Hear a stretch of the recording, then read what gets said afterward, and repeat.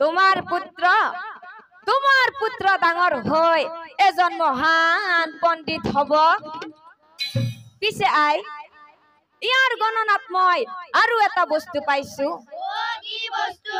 কি বস্তু মানে তোমাৰ পুত্ৰৰ যেতিয়া যৌৱন কাল হব ঠিক তেতিয়াই পুত্ৰৰ পৰা আই তুমি অলপ অসাৱধান থাকিবা। পুত্ৰৰ পৰা আই তুমি অলপ সাৱধান থাকিবা। কিয় কৈছো জানা নহয় আই? বিপদ আহিব পাৰে, বিপদ আহিব পাৰে। এই বুলি গণক বাপু বিদায় মাগিলা।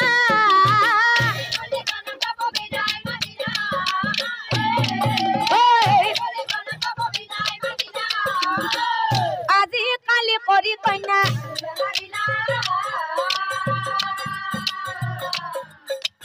আজিকালি কৰি পুত্ৰ আৰু এনেকৈ আৰু আনফালে সেই ৰাজা ৰজাই আছিলে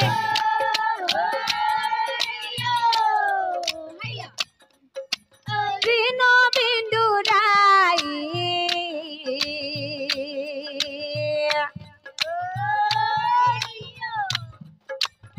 সেই ৰাজ্য ৰজা আছিল তৃণবিন্দু ৰায় আৰু সেই ৰজাই যজ্ঞ কৰো বুলি মনতে ভাবাই।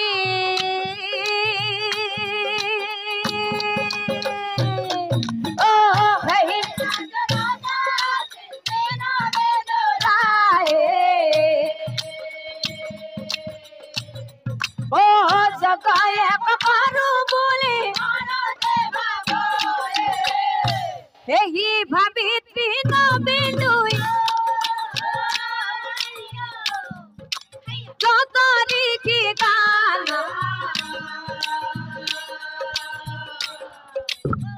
আশ্রমে আশ্রমে ঘুরি দিলা।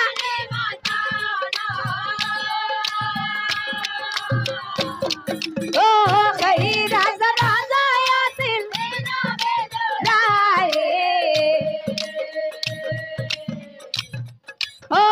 জগাই এক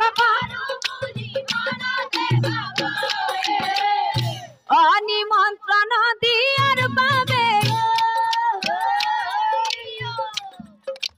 তৃণবিন্দু রায় বাসক নবীর আশ্রমে যাই উপস্থিত।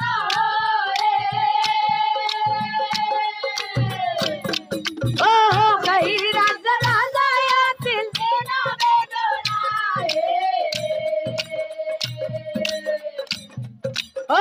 জগাই এক পারু বলে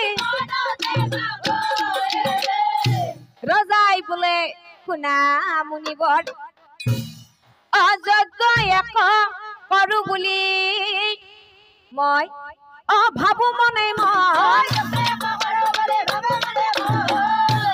মুনিবৰ অযজ্ঞ এক কৰো বুলি মই ভাবো মনে মই। আৰু সেই নিমন্ত্ৰণ দিয়াৰ বাবে নিমন্ত্ৰণ দিয়াৰ বাবে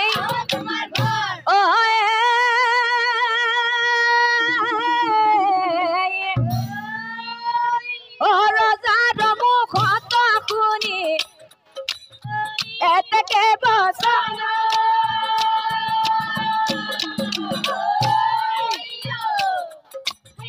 বাসক নবীয়ে পুত্ৰ বৃক্ষ মত মৰম খনা মাতে কৈছিল।